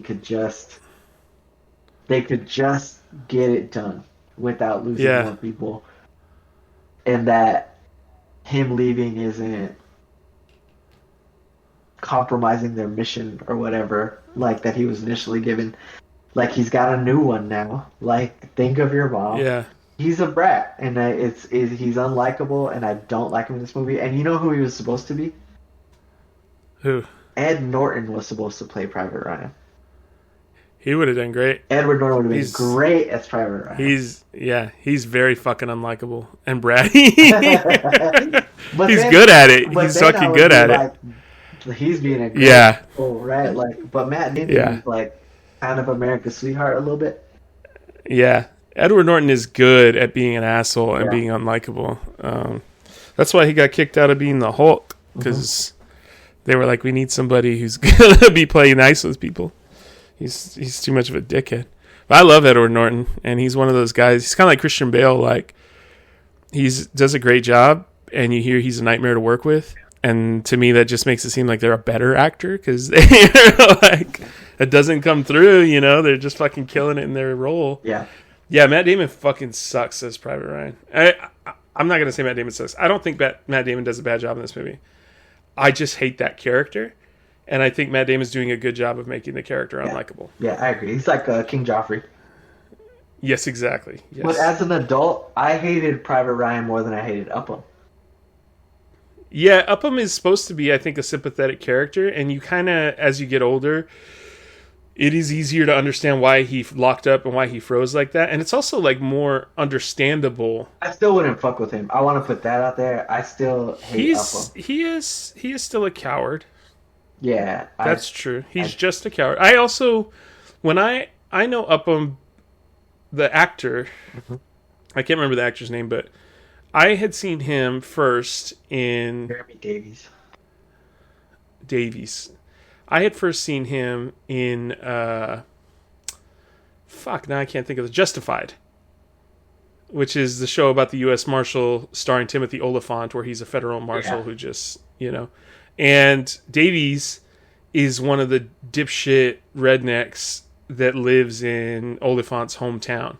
And he's an idiot in that show, too. He's like, he's not an idiot in this movie, but he's like an idiot, and he's like a bumpkin in that show and like a jackass. Very unlikable character in that. And just something about his face is he's just fucking off-putting. I saw him in that, and then I saw him in Lost, and he's fucking unlikable in Lost. And now he's in this, and he's unlikable in this. He can't catch a break. He's got a rat face, is what it is. Maybe he is just that. He's an unlikable person, maybe. Like, what's his name? Angelina Jolie's dad. Jon Voight. Oh, Jon Voight? Yeah. I used to know a guy that had his car. He sucks in real life, and so everybody... And he also just plays that all the time. And I heard he, like, bit somebody. Yeah. Hey, Jon Voight does fucking suck in real life. He's like a MAGA guy. He's the worst. And he just plays unlikable people, so maybe Jeremy Davies is like that. He's good at that. The coward he version seems of more... that. Yeah, he seems more passive than that. Yeah.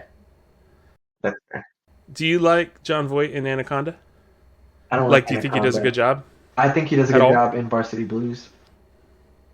He's very, very fucking unlikable in Varsity Blues. I also like him in Holes. I love Holes, dude. That movie's so funny. I'm tired of this, Grandpa. That's too damn bad. Chicken too damn bad. Keep digging. We might be too drunk. This might be the. This might be the only podcast we cut for being drunk.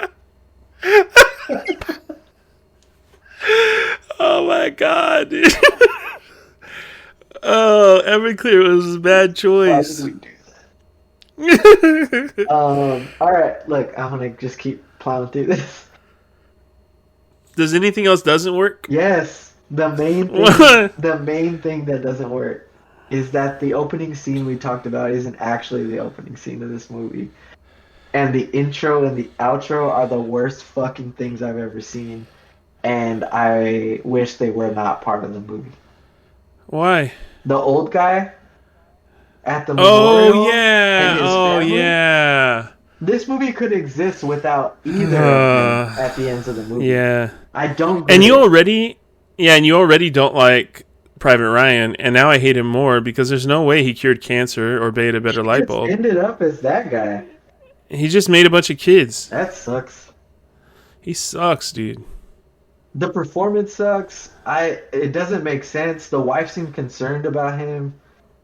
All his family seemed concerned. Fuck you. I don't. Fuck your family. No one cares. Need that either of them. The intro or the outro. I don't need them. I hate them so much that I didn't even think about it. You know what? You know what the beginning of the movie is for me, and you might not be able to relate to this at all, but hopefully there's like one person out there in the world that relates to this. When Medal of Honor, the very first Medal of Honor game for the next gen consoles came out, not the next gen, but the Xbox 360 came out. Me and my dad used to play Medal of Honor all the time when I was a kid, and Medal of Honor was awesome. Medal of Honor: The French Resistance was fucking even more awesome, where you play a French Resistance fighter. But then they came out with the modern one that was just called Medal of Honor, and you start off in Normandy in Omaha Beach. And every Medal of Honor game begins the same way. You know the DreamWorks logo, the moon? Where it's like clouds, and then there's like a half moon? The fishing person, sitting down person. Yes. In all the Medal of Honor games, the little kid that's sitting down on the moon fishing, he throws his fishing pole off, he grabs the little helmet and puts it on, and then he jumps off the moon with a parachute. And then the parachute gets stuck on the moon, and he's like hanging there. And that's how all the games, because they're Dreamcast games. So, or is it not Dreamcast? What was it? DreamWorks games. And that's how Saving Private Ryan starts in my brain. And that's what's going on in my head whenever the old guy's on screen, is I'm just looking at that happen in my mind. And then the music is like, and then the actual boats show up, and then I'm like, oh good. Now the intro's ended and the movie started. And I never once saw that old guy because I hate him. I never played it. So somebody out there played it. I'm not the one and they're like, you're talking to. And they're like, hell yeah. But that scene was based on Spielberg, like, took a trip Fuck off. He took a trip out there. He saw a guy. Arlington Cemetery, blah, blah, blah. So that's why it's in there, but I don't like it. It's more flag-waving bullshit is what it is. And I'm going to tell you right now, old Private Ryan, no, you didn't earn it. I don't like that line either. Earn this? I think he should have just died. I like when he's shooting his gun. Yeah, that's and cool. the tank blows up. That's cool. But, like, in a movie that does a good job at not, like, overstating stuff for the most part, we didn't need him to say that. He should have just died, and Ryan should have just, like, felt the weight of that with his face. This movie lost to Shakespeare in Love. Shakespeare in Love. I watched some of that because I was like, is it just better? It is not. It is not. You know, like watching so much Gwyneth so Paltrow. That I was like, why the fuck did this win? Do you know why I won? Because Harvey Weinstein. Harvey Weinstein, like, shit talked Saving Private Ryan to Academy voters non-stop. Yeah. Saying I did know that story. He said it wasn't good after the first 25 minutes. And that it was inaccurate and all kinds of shit. And enough people felt the way we felt about those scenes that they were like, I pick Shakespeare. Maybe it's not good enough. God, fuck Harvey Weinstein, dude. That guy just keeps sucking. This is not worse than Me Too, and it's not worse than all the awful, terrible shit he did to everybody. But it also gets on the list. It puts him, it still goes on the list. And when he's getting prodded in hell, this will also be why. I agree. I think he's gonna be bending over there right next to Hitler getting his pineapple. I fucking hate Harvey Weinstein, dude. I just heard about him too. Damn it, what's that actress's name? Daisy Fuentes? Or something like that. I don't know, every once in a while I see a video, it's like, did you ever wonder what happened to this very promising, great, up-and-coming actress? Harvey Weinstein tried to fuck them, and they told him to get fucked, and he ruined their careers. Yes. There's like 20 of those fucking stories out there. Awful. I agree. I think that's... Hold on. Is this Steven Spielberg's best movie? No. Jaws? Maybe. Close Encounters? Jaws? I don't like Close Encounters. I think it's fine. I'm not going to argue about Jurassic Park? Huh? Jurassic Park? Yeah, I love Jurassic Park. I think Jaws is his best movie. I think Saving Private Ryan is probably top 5. I would say Jurassic Park is probably top 3. I like Catch Me If You Can more than I like Saving Private Ryan. I love Catch Me If You Can, but I don't know. I love Catch Me If You Can because of Leonardo DiCaprio and Tom Hanks, so I don't know how much of that is Steven Spielberg. But it's an excellent movie. The director. Huh? So I'm attributing it to the director. Catch Me If You Can is an Don't you excellent love movie. Indiana Jones? I do, but I've come to love it less and less over time. I don't know. Of the typical experience. I really love Raiders of the Lost Ark. And I used to, you know what it is? I used to love Temple of Doom, which was the sequel. I loved it my whole life, and I thought it was the best Indiana Jones movie. Even though I really liked Raiders, I loved Temple of Doom more. And as I got older, everybody was like, Temple of Doom fucking sucks. It's the worst Indiana Jones movie. Why do you even like it? And that made me, I think, jaded about Indiana Jones and made me not want to like it anymore. So I don't know. I think if I'm going to call out the top 5 Steven Spielberg movies, I do. The first 4 are Ready Player One. Stop. Hey, I'm just kidding. I don't like Ready Player One. God, dude. Jesus. Too drunk for you to do that. Nah, I would say that Saving Private Ryan is top 5 of his movies, but it's going to be in the lower half of the 5. I would say Jaws is probably his best movie, and I would say probably, I don't know. Maybe it's up there, but I wouldn't say it's like his best movie. I think Jurassic Park maybe it'd be top 3 too, maybe 2 or 3. Man, Steven Spielberg has a crazy filmography. Yeah, it's insane, and it's funny because he's also the guy you kind of say when you're like making fun of somebody or whatever, because he's got Minority Report, fucking AI, LinkedIn, what else? Indiana Jones, Amistad, Schindler's List, Schindler's List, E.T., The Color Purple, Close Encounters, Jaws, Jurassic Park. He's got a segment in the Twilight Zone movie. He's got one short in there. Yeah. He directed an episode of Columbo, bro. I love that show. Peter Falk. His filmography is fucking nuts. And it's earned. He busted his ass, and he's really fucking good at what he does. Even his worst movies are still pretty fucking good. He's got some weird ones, though. Adventures of Tintin? And BFG. Oh, yeah. I never saw the BFG. What is that, big fucking giant? That's what I thought it stood for. What did you think about West Side Story? But I don't like musicals, so. Oh, that's right. Yeah. I didn't like that. I think everyone hated it. I don't know. It's dumb. I wish I had better. You're too drunk to give a good take on it? What did you think of The Fabelmans? I didn't watch it. But what I understand about it is it's like parent issues on film. Yeah, he's just airing his family's dirty laundry. Do you agree with me about Tom Hanks? Is this a top 3 performance of Tom Hanks, or would you have it lower than that? I think this is his best performance.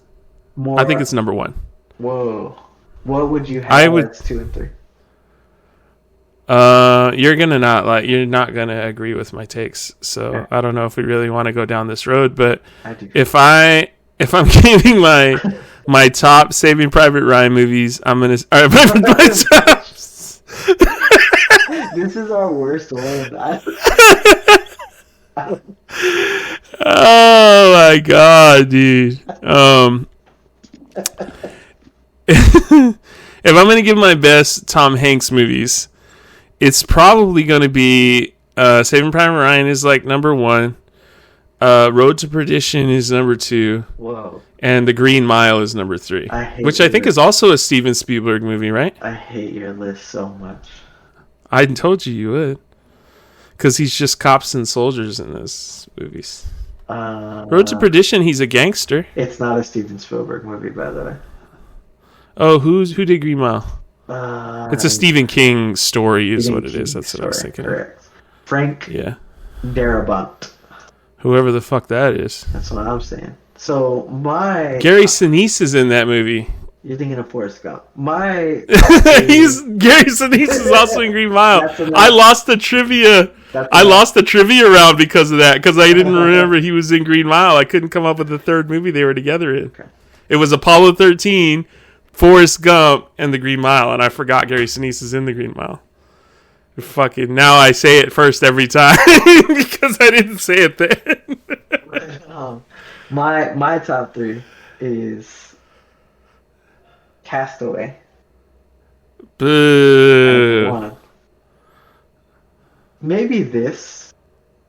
Yeah. 2. Okay. But I could flip-flop it because I think like Captain Phillips is up there. Ah. Boo. Boo your whole list, bro. I think it's good. He's kind of the same guy. For not having Forrest Gump. Also, if Forrest Gump was under Tom Hanks' command in Saving Private Ryan, the war's over. Yeah. Yeah. War's over. Best soldier under the best commander. He zigzags through the beach and probably runs straight to Hitler. if he's in that movie.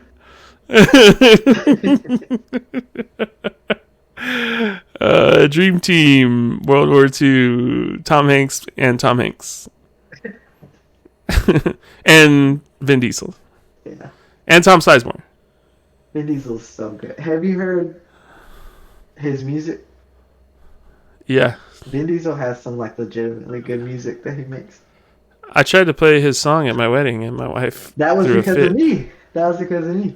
No, it was because of Vin Diesel making excellent music. I showed you that song. You don't get to take credit for someone's music. Yes, I do. Vin Diesel's gonna show up at your house and beat your ass. I'm a tastemaker. You're not a taste. You're a taste pointer adder. That's the same thing. Oh. It didn't work anyway, so. You tried. Yeah. This is getting bad. You gotta say the thing. You gotta say it. All right, everyone. Happy hour is over. The rest of the week is full price, but don't worry. Happy hour will be back again next week. And we'll see you then.